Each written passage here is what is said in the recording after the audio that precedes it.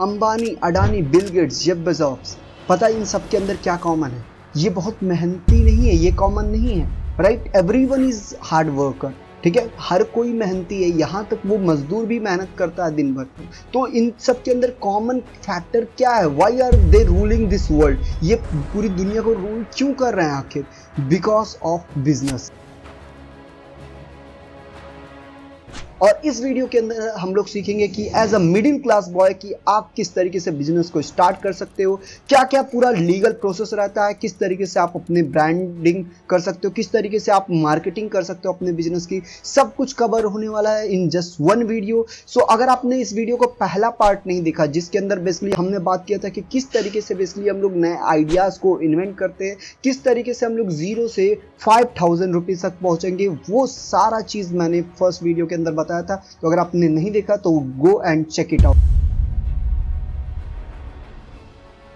आपके पास एक आइडिया है जिससे बेसिकली आप बिजनेस बनाना चाहते हो, अगर आपके पास कुछ यूनिक आइडिया है या आपने बेसिकली बिजनेस करने के लिए सोचा है, जो पहली चीज आती है दैट इज ब्रांडिंग। आपको अपने बिजनेस को नाम देना होगा, एक कलर टोन देना होगा, एक बेसिकली स्पेशल फॉन्ट देना होगा, जिसके जरिए आपके बिजनेस को बिना आपके नाम से पहचाना जा सके, राइट? मैं आपको स्क्रीन पर कुछ लोगोज दिखा रहा हूँ, मैंने उनके नाम को हाइड करके रख दिया है, लेकिन फिर भी आप सिर्फ उनके कलर पैलेट को देखकर, उनके कलर के पैटर्न को देखकर, उनके डिजाइन के पैटर्न को देखकर आप ये बता सकते हैं कि ये कौन सा ब्रांड है, ये कौन सा ब्रांड है एंड ये कौन सा ब्रांड है, राइट? सो इस तरीके से आपको भी अपने बिजनेस का एक बेसिकली कलर पैलेट सेलेक्ट करना है एंड जो भी नाम आपको सेलेक्ट करना अपने बिजनेस का वो एक कैची होना चाहिए एंड बेसिकली जिसको आसानी से बेसिकली बोला जा सके, वो एक तरीके का नाम होना चाहिए। जैसे टोमेटो को कर दिया गया जोमेटो, तो एवरीवन नोज लाइक टोमेटो से बन गया जोमेटो, तो जोमेटो बहुत ही बेसिकली रेयर पॉपुलर नेम है, राइट? ठीक है, उसको आसानी से बोले जा सकता है,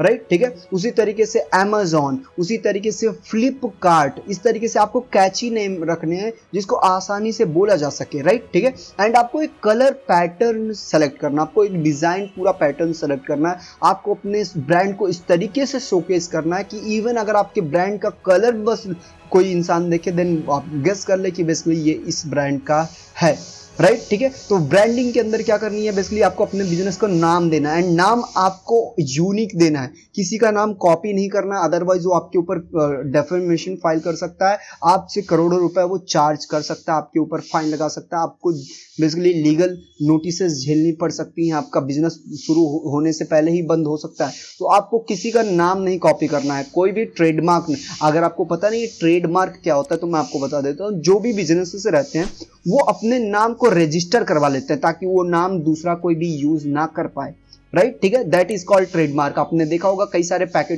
पैकेट्स के ऊपर कोई नाम के आगे आर लिखा होता है या टी लिखा हो, दैट मीन्स कि भाई वो बिजनेस जो है, वो जो नाम है वो ट्रेडमार्क करवाया गया, आप उस नाम को इस्तेमाल नहीं कर सकते, राइट? ठीक है, तो ब्रांडिंग क्लियर है। नेक्स्ट आता है आपका लीगल प्रोसेस। देखो, बिजनेस स्टार्ट करने से लोग इसलिए डरते हैं कि उसके अंदर क्या क्या चीजें होती हैं, जीएसटी, रजिस्ट्रेशन, लाइसेंस, ये सारी चीजें, डर जाते हैं लोग, यहीं पर डर जाते हैं लोग, उनको पता नहीं रहता कि ये सारी चीजें हैं क्या, किस तरीके से की जाती हैं। देखो, इसके अंदर सारी चीजें मैं आपको क्लियर कर देता हूं। अगर आप कोई भी बिजनेस स्टार्ट करते हो तो सबसे पहला जो डर रहता है वो रजिस्ट्रेशन का। देखो, कई टाइप के रजिस्ट्रेशन होता है, मैं आपको बता देता हूं, 5-6 टाइप के रजिस्ट्रेशन होते हैं। Sole proprietorship, partnership, private limited, LLP, OPC, HUF, ऐसे करके कई सारे बेसिकली आपके रजिस्ट्रेशन टाइप मिलते हैं। तो बिजनेस स्टार्ट करते टाइम आपको डिसाइड करना पड़ता है कि आपको अपने बिजनेस को किस टाइप में रजिस्टर करना है, राइट? मैं आपको रिकमेंड करूंगा, देखो आप भी मेरी ही तरह होगे, राइट? ठीक है, तो मैं आपको ये रिकमेंड करूंगा कि सोल प्रोप्राइटरशिप के अंतर्गत अपने बिजनेस को रजिस्टर कर लीजिए। इसके अंदर देखिए, सोल प्रोप्राइटरशिप के अंतर्गत अगर आप कोई भी बिजनेस करते हो तो उसके लिए कोई भी जीएसटी, कोई भी करंट अकाउंट, कोई भी लाइसेंस वाइसेंस की जरूरत नहीं पड़ेगी, राइट? ठीक है, और अगर आप किसी भी ओपीसी के अंदर, प्राइवेट लिमिटेड के अंदर, एलएलपी के अंदर अगर अपने बिजनेस को रजिस्टर करते हो तो उसके लिए करंट अकाउंट, जीएसटी, ये सारी चीज़ें आपसे मांगी जा सकती हैं। और सोल प्रोप्राइटरशिप के अंदर अगर आप लोग कोई भी बिजनेस करते हो जिसमें आप अकेले रहोगे, राइट, बिजनेस आप करोगे, राइट, ठीक है, बिजनेस आप करोगे, कुछ एम्प्लॉयज़ को भी आप हायर कर सकते हो, कुछ एम्प्लॉयज़ एम्प्लॉयज़ को, ये नहीं कि 100-200 एम्प्लॉयज़ को हायर कर सकते हो, उसके लिए आपको पूरी कंपनी रजिस्ट्रेशन करवानी पड़ेगी, राइट। सो अगर आपको कोई भी बिजनेस करना है तो आप सोल प्रोप्राइटरशिप के अंतर्गत कोई भी बिजनेस कर सकते हो। आपको उसके लिए कोई भी डॉक्यूमेंट, कोई भी रजिस्ट्रेशन, कोई भी टाइप का जीएसटी लेने की ज़रूरत नहीं है, ठीक है। और बाकी जो सारे हैं प्राइवेट लिमिटेड, ये सब अगर आपका बिजनेस, आप सोच रहे हो कि भाई मैं बहुत बड़े स्केल पर करूँ, 20 लाख 30 लाख ऐसे लगाना चाहते हो बिजनेस के अंदर, और प्राइवेट लिमिटेड एक पूरी कंपनी बनाना चाहते हो, राइट। तो प्राइवेट लिमिटेड करने में कोई बेसिकली लाइक बुराई नहीं है, लेकिन उसके अंदर कई सारे कंप्लायंसेस आते हैं। आपको जो है कॉर्पोरेट टैक्स पे करना पड़ सकता है, और भी कई सारी चीज़ें आती हैं, राइट, जो कि आप एज अ स्टार्टअप नहीं कर सकते हो। सो मैं आपको ये रिकमेंड करूँगा कि आप सोल प्रोप्राइटरशिप के एक्ट के अंतर्गत अपने बिजनेस को स्टार्ट करो, जिसमें कोई भी रजिस्ट्रेशन की जरूरत नहीं होती है। बस एक चीज होना चाहिए कि भाई आप इंसान होने चाहिए और आप इंडिया के होने चाहिए, राइट। आप सोल प्रोप्राइटरशिप के अंदर कोई भी बिजनेस स्टार्ट कर सकते हो बिना जीएसटी के, बिना किसी करंट अकाउंट के। तो अगर आपका बिजनेस फूड रिलेटेड है देन आपको एफएसआई का लाइसेंस लेना पड़ेगा। जैसे कि बेसिकली आप फूड प्रोडक्ट बेचते हो या फूड प्रोडक्ट मैन्युफैक्चर करते हो, देन आपको एफएसआई का लाइसेंस लेना पड़ेगा, चाहे आप जिस भी कैटेगरी के अंदर अपने बिजनेस को रजिस्टर करो, चाहे आप सोल प्रोप्राइटरशिप कर रहे हो, चाहे जो कर रहे हो। अगर आप फूड रिलेटेड प्रोडक्ट सेल कर रहे हो देन आपको एफएसआई का लाइसेंस लेना पड़ेगा, ठीक है। वहीं पर अगर आपका कोई मैन्युफैक्चरिंग रिलेटेड बिजनेस है, मतलब कि आपको बड़ी बड़ी मशीनें लगानी है, पूरा कारखाना बनाना है, देन उसके लिए आपको नॉइज पॉल्यूशन का लाइसेंस एंड फायर लाइसेंस लेना पड़ेगा, राइट। लेकिन अगर आप कोई छोटा मोटा बिजनेस बनाना चाहते हो, कोई छोटा मोटा प्रोडक्ट बनाना चाहते हो, या कुछ भी ऐसा करना चाहते हो, देन उसके लिए कोई भी लाइसेंस की जरूरत नहीं, राइट, ठीक है।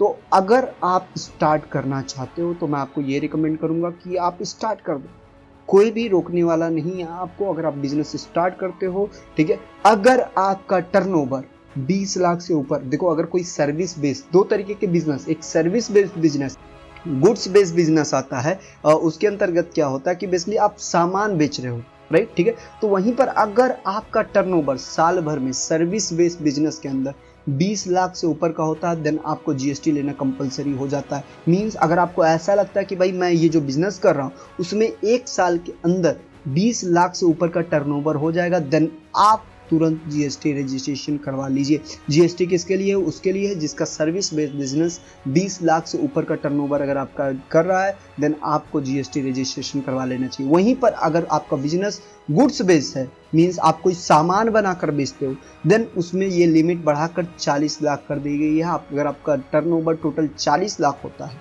ठीक है, साल भर का टर्नओवर टोटल 40 लाख होता है, तब आपके ऊपर जीएसटी मैंडेटरी हो जाता है।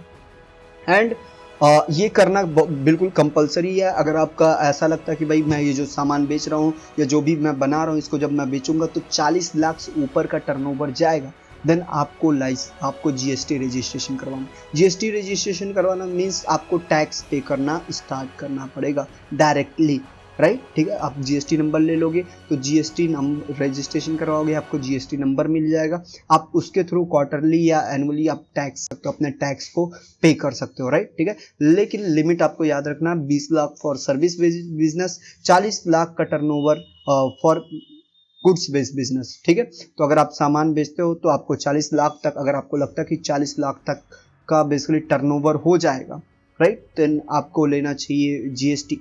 एंड वहीं पर अगर आप कोई सर्विस बेच रहे हो, कोई सर्विस सेल कर रहे हो, देन वहाँ पर टर्नओवर की जो लिमिट है वो ओनली 20 लाख है। अगर आपको लगता है कि 20 लाख से ऊपर का टर्नओवर जाएगा, देन आपको वहाँ पर जीएसटी लेना कंपलसरी हो जाता है, राइट, ठीक है। देन आफ्टर दैट देखो अब आते हैं अकाउंट्स के बारे में। जो भी बिजनेस आप स्टार्ट करोगे, राइट, उसमें आप पैसा लोगे कस्टमर से।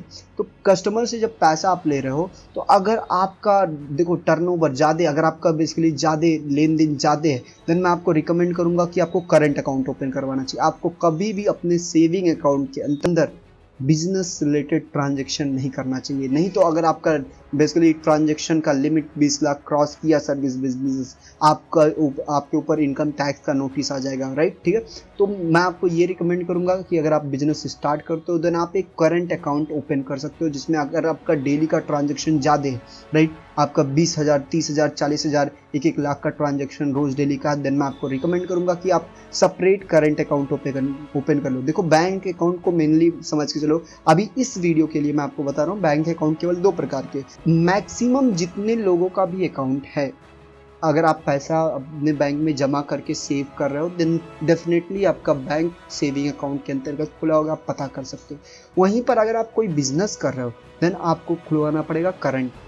अगर आप कोई बिजनेस कर रहे हो देन आपको करंट बैंक अकाउंट खुलवाना पड़ेगा, राइट। ये नहीं कि आपने बेसिकली 20 लाख का 30 लाख का रोज डेली का ट्रांजैक्शन हो रहा है आपके सेविंग अकाउंट से, आपके पास इनकम टैक्स का नोटिस आ जाएगा, आपको बहुत सारी समस्याएं को फेस करना पड़ सकता है, राइट। ठीक है, तो मैं आपको ये रिकमेंड करूंगा कि अगर आपको ऐसा लगता है कि आपका बेसिकली टर्नओवर 20 लाख से ऊपर चला जाएगा देन आप जीएसटी रजिस्ट्रेशन भी करवा लीजिए एंड एक अलग सेपरेट करंट बैंक अकाउंट खुलवा लीजिए अपने बिजनेस के लिए, राइट। ठीक है, तो ये सारे लीगल प्रोसेस, देखो मैं आपको ये रिकमेंड करूंगा कि आप सोल प्रोप्राइटरशिप के अंदर कोई भी रजिस्ट्रेशन करवाने की जरूरत नहीं। अगर आप बिजनेस स्टार्ट कर रहे हो तो सोल प्रोप्राइटरशिप के अंतर्गत आप कोई भी बिजनेस कर सकते हो, बस वो लीगल होना चाहिए, इलीगल नहीं होना चाहिए। मीन्स ये नहीं कि गन वन सेल करने लगे या कुछ ऐसा उल्टा सीधा काम करने लगे। तो कोई भी बिजनेस कर सकते हो जो कि लीगल है, कोई भी रजिस्ट्रेशन की ज़रूरत नहीं है।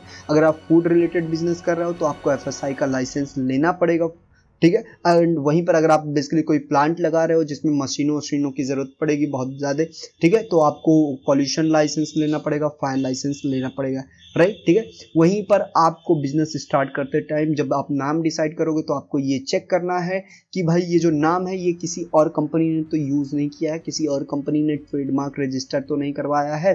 अगर करवाया है देन आपको नाम को चेंज करना पड़ेगा, नहीं तो आपका बिजनेस स्टार्ट करने से पहले ही क्या हो जाएगा, बंद हो जाएगा, राइट। तो ये सारे लीगल प्रोसेसेस के बारे में मैंने आपको बता दिया।